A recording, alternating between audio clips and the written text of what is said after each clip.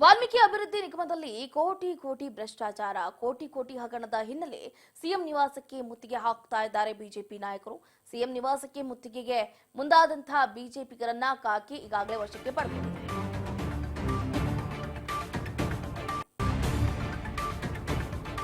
ಅವರನ್ನ ವಶಕ್ಕೆ ಪಡೆದುಕೊಂಡಿದ್ದಾರೆ. ಮಾರ್ಗದ ಮಧ್ಯದಲ್ಲಿ ಕುಮಾರಕೃಪಾ ವಸತಿ ಗೃಹದಿಂದ ಕಾಲ್ನಡಿಗೆ ಮೂಲಕ ನಿವಾಸಕ್ಕೆ ಹೋಗ್ತಾ ಇದ್ರು.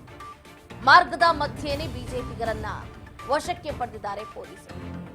ಬಿವೈ ವಿಜಯೇಂದ್ರ, ವಿಪಕ್ಷ ನಾಯಕ ಆರ್ ಅಶೋಕ್, ಮಾಜಿ ಸಚಿವ ಅರಗ ಜ್ಞಾನೇಂದ್ರ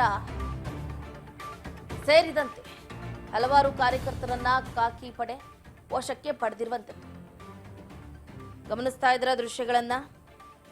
ಬಿಜೆಪಿ ನಾಯಕರನ್ನ ಪೊಲೀಸರು ಮಾರ್ಗ ಮಧ್ಯದಲ್ಲೇನೆ ವಶಪಡಿಸಿಕೊಂಡಿದ್ದಾರೆ. ಒಟ್ಟಾರೆಯಾಗಿ ರಾಜ್ಯದ ಜನತೆಗೆ ಮಂಕುಬೂದಿಯನ್ನ ಇರಿಸ್ತಾ ಇದ್ದಾರೆ. ಕೋಟಿ ಹಗರಣವನ್ನ ಮಾಡೋದ್ರ ಮುಖಾಂತರ ಜನರನ್ನ ಮಂಗನ್ ಮಾಡ್ತಾ ಇದ್ದಾರೆ ಅನ್ನುವಂಥ ನಿಟ್ಟಿನಲ್ಲಿ ಬಿಜೆಪಿ ನಾಯಕರು ರಾಜ್ಯ ಸರ್ಕಾರದ ವಿರುದ್ಧ ಗುಡುಗೋದಕ್ಕೆ ಸಿದ್ಧ ಆದ್ರು. ಗುಡುಗಿದ ಕೆಲವು ನಿಮಿಷಗಳಲ್ಲೇ ಪೊಲೀಸರು ಅವರನ್ನ ಬಂಧಿಸ್ತಾ ಇದ್ದಾರೆ. ಗಮನಿಸ್ತಾ ಇದ್ದೀರಿ. ವಾಲ್ಮೀಕಿ ಹಗರಣ ಏನಿದೆಯಲ್ಲ, ಇದು ಬಹಳ ದೊಡ್ಡ ಮಟ್ಟದ ಸ್ಕ್ಯಾಮ್. ಅದರ ಹಿಂದೆ ಕಾಣದ ಕೈಗಳು ಕೆಲಸ ಮಾಡ್ತಾ ಇದೆ. ಅದರ ವಿರುದ್ಧ ಧ್ವನಿಯನ್ನ ಎತ್ತುತ್ತಾ ಇದ್ದೀವಿ. ಹಾಗೆ ಅದರ ತನಿಖೆಯನ್ನ ಸಿಬಿಐಗೆ ಕೊಡಿ ಅಂತ ಆಗ್ರಹಿಸ್ತಾ ಇದ್ದಾರೆ. ಮತ್ತೊಂದು ಕಡೆ ಮೂಡ ಮೈಸೂರು ಅರ್ಬನ್ ಡೆವಲಪ್ಮೆಂಟ್ ಅಥಾರಿಟಿಯಲ್ಲಿ ಸಿಎಂ ಸಿದ್ದರಾಮಯ್ಯ 4,000 ಕೋಟಿಯಷ್ಟು ಭ್ರಷ್ಟಾಚಾರವನ್ನ ಮಾಡಿದ್ದಾರೆ. ಅವರು ಕೂಡ ಸಿಎಂ ಹುದ್ದೆಗೆ ರಾಜೀನಾಮೆಯನ್ನು ಕೊಡಬೇಕು ಅಂತಲೂ ಕೂಡ ಆಗ್ರಹಿಸಿ ಇವತ್ತು ಪ್ರತಿಭಟನೆಯನ್ನ ಮಾಡಲಾಗ್ತಾ ಇತ್ತು. ಅಷ್ಟರೊಳಗಾಗಲೇ ಪೊಲೀಸರು ಬಿಜೆಪಿ ನಾಯಕರನ್ನ ಅರವಿಂದ ಬೆಲ್ಲದ್, ಅರಗ ಜ್ಞಾನೇಂದ್ರ, ರಾಜ್ಯಾಧ್ಯಕ್ಷರಾದಂಥ ಬಿವೈ ವಿಜಯೇಂದ್ರ, ವಿಪಕ್ಷ ನಾಯಕರಾದಂಥ ಆರ್ ಅಶೋಕ್ ಸೇರಿದಂತೆ ಹಲವಾರು ಕಾರ್ಯಕರ್ತರನ್ನ ತಮ್ಮ ವಶಕ್ಕೆ ಪಡ್ಕೊಂಡಿದ್ದಾರೆ.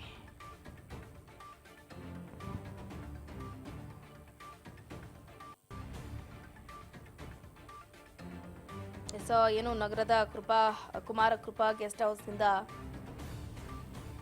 ಪ್ರತಿಭಟನೆ ಆರಂಭ ಆಯಿತು.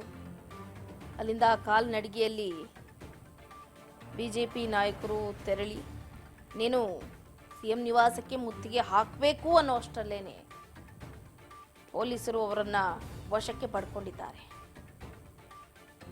ಸಿಎಂ ನಿವಾಸಕ್ಕೆ ಪ್ರತಿಪಕ್ಷದ ಮುತ್ತಿಗೆ ಹಿನ್ನೆಲೆಯಲ್ಲಿ ಬಿಗಿ ಭದ್ರತೆಯನ್ನು ಕೂಡ ಕೈಗೊಳ್ಳಲಾಗಿತ್ತು.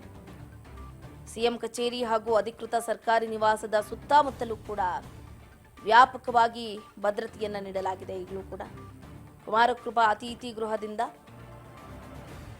ಹೊರ ಹೋಗೋದಕ್ಕೆ ಬಿಜೆಪಿ ನಾಯಕರಿಗೆ ಅವಕಾಶವನ್ನು ಕೂಡ ನೀಡಲಿಲ್ಲ. ಪೊಲೀಸರು ಅಲ್ಲೇ ಮಾರ್ಗ ಮಧ್ಯದಲ್ಲೇನೆ ಅವರನ್ನ ವಶಕ್ಕೆ ಪಡ್ಕೊಂಡಿದ್ದಾರೆ. ಗಮನಿಸ್ತಾ ಇದ್ದೀರಾ. ಈಗಾಗಲೇ ಒಂದು ಕಡೆ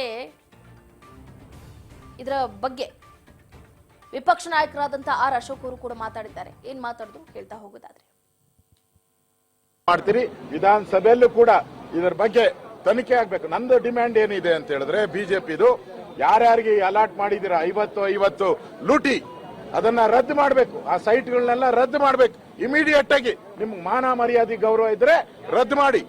ಆಮೇಲೆ ಮಂಡ್ಯದಲ್ಲಿ ನಡೆದಿರೋ ಹಗರಣ, ಮೂಡಾದಲ್ಲಿ ಸಿಬಿಐ ತನಿಖೆ ನಡೀತಾ ಇದೆ. ಮಂಡ್ಯದಲ್ಲಿ ಅದು ಸಣ್ಣ ಸಿಟಿ, ಇದು ದೊಡ್ಡ ಸಿಟಿ. ಇದನ್ನು ಕೂಡ ಸಿಬಿಐ ಮಾಡಬೇಕು. ಸಿಬಿಐ ತನಿಖೆ ಆದ್ರೆ ಸತ್ಯಾಸತ್ಯತೆ ಹೊರಗಡೆ ಬರ್ತದೆ. ಈಗಾಗಲೇ ನಮ್ಮ ಅಧ್ಯಕ್ಷರು ಹೇಳಿದ್ದಾರೆ, ಇದನ್ನ ವಿಧಾನಸಭೆಯನ್ನು ವಿಧಾನ ಪರಿಷತ್ತಲ್ಲೂ ಕೂಡ ನಮ್ಮ ಹೋರಾಟ ನಡೆಯುತ್ತೆ. ನಮ್ಮ ಹೋರಾಟದ ಫಲವಾಗಿ 1 ವಿಕೆಟ್ ಬಿದ್ದಿದೆ. 2ನೇ ವಿಕೆಟ್ ಬೀಳಿಸುವಂತಕ್ಕೆ ನಾವು ಶತ ಪ್ರಯತ್ನ ಮಾಡ್ತೀರಿ. ಈ ಸರ್ಕಾರದ ಈ ಬ್ರಹ್ಮಾಂಡ ಭ್ರಷ್ಟಾಚಾರಗಳನ್ನ ಜನಗಳ ಮುಂದೆ ಇರುವಂತ ಕೆಲಸವನ್ನ ಮಾಡ್ತೀರಿ.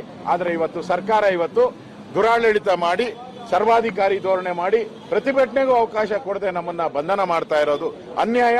ಧಿಕ್ಕಾರ. ಕಾಂಗ್ರೆಸ್ಗೆ ಧಿಕ್ಕಾರ. ಮಾಡ್ತೀರಿ ವಿಧಾನಸಭೆಯಲ್ಲೂ ಕೂಡ ಇದರ ಬಗ್ಗೆ ತನಿಖೆ ಆಗ್ಬೇಕು. ನಂದು ಡಿಮ್ಯಾಂಡ್ ಏನಿದೆ ಅಂತ ಹೇಳಿದ್ರೆ, ಬಿಜೆಪಿದು ಯಾರ್ಯಾರಿಗೆ ಅಲಾಟ್ ಮಾಡಿದಿರ 50 ಲೂಟಿ ಅದನ್ನ ರದ್ದು ಮಾಡಬೇಕು. ಆ ಸೈಟ್ಗಳನ್ನೆಲ್ಲ ರದ್ದು ಮಾಡಬೇಕು ಇಮಿಡಿಯೇಟ್ ಆಗಿ. ನಿಮ್ಗೆ ಮಾನ ಮರ್ಯಾದೆ ಗೌರವ ಇದ್ರೆ ರದ್ದು ಮಾಡಿ. ಆಮೇಲೆ ಮಂಡ್ಯದಲ್ಲಿ ನಡೆದಿರೋ ಹಗರಣ, ಮೂಡಾದಲ್ಲಿ ಸಿಬಿಐ ತನಿಖೆ ನಡೀತಾ ಇದೆ. ಮಂಡ್ಯದಲ್ಲಿ ಅದು ಸಣ್ಣ ಸಿಟಿ, ಇದು ದೊಡ್ಡ ಸಿಟಿ. ಇದನ್ನು ಕೂಡ ಸಿಬಿಐ ಮಾಡಬೇಕು. ಸಿಬಿಐ ತನಿಖೆ ಆದ್ರೆ ಸತ್ಯಾಸತ್ಯತೆ ಹೊರಗಡೆ ಬರ್ತದೆ. ಈಗಾಗಲೇ ನಮ್ಮ ಅಧ್ಯಕ್ಷರು ಹೇಳಿದರೆ ಇದನ್ನ ವಿಧಾನಸಭೆಯನ್ನು ವಿಧಾನ ಪರಿಷತ್ತಲ್ಲೂ ಕೂಡ ನಮ್ಮ ಹೋರಾಟ ನಡೆಯುತ್ತೆ. ನಮ್ಮ ಹೋರಾಟದ ಫಲವಾಗಿ ಒಂದು ವಿಕೆಟ್ ಬಿದ್ದಿದೆ, 2ನೇ ವಿಕೆಟ್ ಬೀಳಿಸುವಂತದಕ್ಕೆ ನಾವು ಶತ ಪ್ರಯತ್ನ ಮಾಡ್ತೀರಿ. ಈ ಸರ್ಕಾರ